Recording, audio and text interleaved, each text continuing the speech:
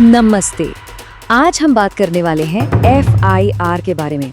नाम तो सबने सुना होगा, पर ये है क्या?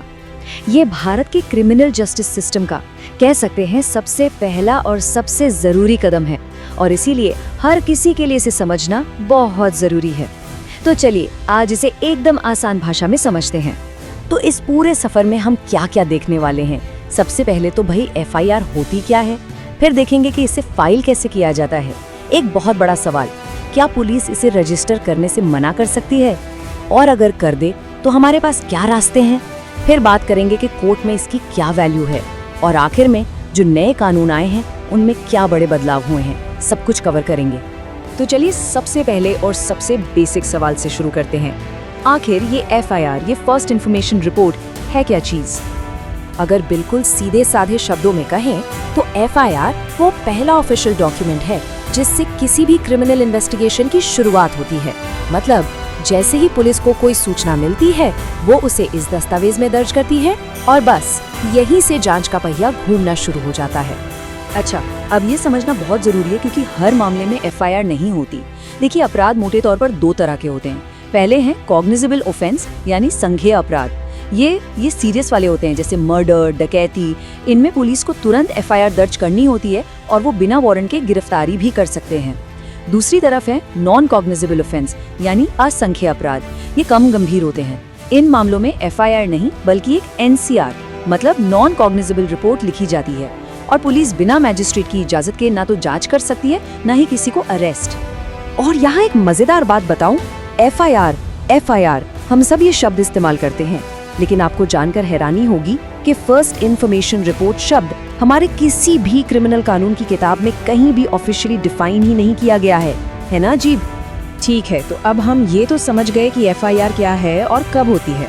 तो अगला सवाल जाहिर है कि इसे दर्ज कैसे करवाया जाता है, क्या है इसका प्रोसेस देखा जाए तो काफी सीधा है। सबसे पहले आप पुलिस स्टेशन जाकर वहाँ के इंचार्ज ऑफिसर को जानकारी देंगे। ये आप बोलकर, लिखकर या यहाँ तक कि फोन पर भी कर सकते हैं। इसके बाद ऑफिसर आपकी बताई हुई बात को एक तय फॉर्मेट में लिखेगा। फिर वो रिपोर्ट आपको पढ़कर सुनाई जाएगी और उस पर आपके साइन लिए जाएंगे। और हाँ, सबसे जरूरी बात, इसकी एक कॉपी आपको फ्री में मतलब बिना किसी पैसे के मिलनी ही चाहिए। ये आपका हक है। कानून ने महिलाओं की सुरक्षा और सहूलियत के लिए कुछ बेहद जरूरी और खास प्रावधान भी बनाए हैं, जैसे कि अगर मामला कुछ खास अपराधों से जुड़ा है जैसे रेप या स्टॉकिंग, तो बयान सिर्फ एक महिला पुलिस अधिकारी ही दर्ज करेगी। इतना ही नहीं, अगर पीड़िता किसी भी तरह की शारीरिक या मानसिक अक्षमता से गुजर रही है तो पुलिस की जिम्मेदारी है कि वो उनके पास जाकर बयान दर्ज करे और इस पूरी प्रक्रिया की वीडियोग्राफी करना भी अनिवार्य है। चलिए अब आते हैं एक बहुत बड़े और अक्सर पूछे जाने वाले सवाल पर। क्या पुलिस FIR लिखने से मना कर सकती है?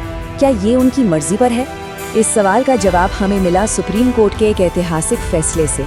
केस का नाम था ललिता कुमारी वर्सेस गवर्नमेंट ऑफ UP। इसमें कोर्ट ने 2 टूक कह दिया कि अगर कोई सूचना एक कॉग्निजेबल यानी संज्ञेय अपराध के बारे में है तो पुलिस को FIR दर्ज करना ही होगा।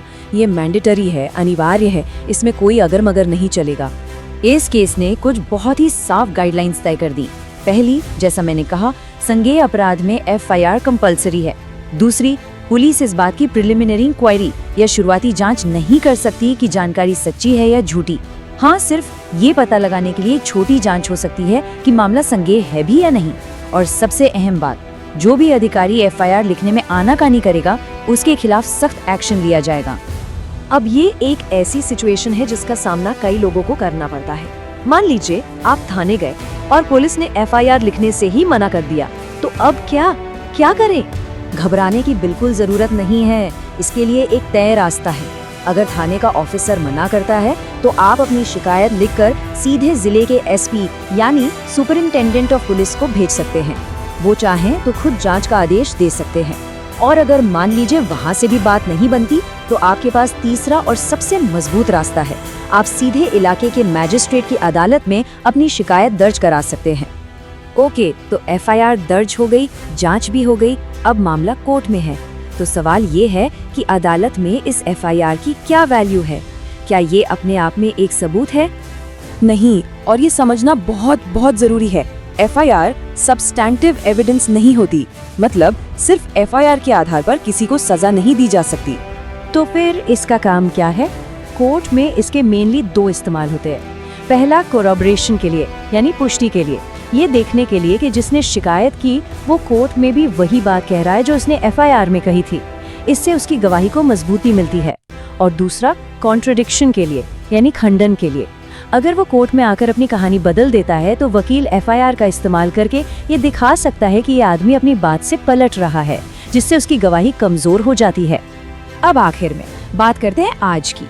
हाल ही में हमारे देश में नए क्रिमिनल कानून लागू हुए हैं, तो देखते हैं कि नए कानूनों ने FIR के इस पूरे प्रोसेस में क्या बड़े बदलाव किए हैं। ये टेबल इन बदलावों को बहुत अच्छे से समझाती है। देखिए, 2 बड़े कॉन्सेप्ट्स हैं, 0 FIR और EFIR। पुराने कानून में इनका सीधा जिक्र नहीं था, ये कोर्ट के फैसलों से ही चलते थे। लेकिन अब नए कानून यानी BNSS में इन दोनों को बाकायदा जगह दी गई है। इसके अलावा अब 3 से 7 साल तक की सजा वाले अपराधों में FIR से पहले एक शुरुआती जांच की भी इजाजत दे दी गई है। 0 FIR का कॉन्सेप्ट बहुत ही काम का है। इसका सीधा सा मतलब है कि अपराध चाहे देश के किसी भी कोने में हुआ हो, पीड़ित व्यक्ति अपने नजदीकी किसी भी पुलिस स्टेशन में जाकर FIR दर्ज करवा सकता है। जुरिस्डिक्शन या इलाके की कोई बंदिश नहीं है। बाद में वो पुलिस स्टेशन केस को सही जगह ट्रांसफर कर देगा। इससे विक्टिम को फौरन मदद मिल पाती है। तो 0 FIR और EFIR जैसी चीजों को अब कानूनी शक्ल मिल गई है। तो क्या हम ये कह सकते हैं कि हमारा सिस्टम वाकई अब आम नागरिक के लिए ज्यादा आसान, ज्यादा एक्सेसिबल और फ्रेंडली बन रहा है? ये एक बड़ा सवाल है जिस पर हम सबको सोचना चाहिए।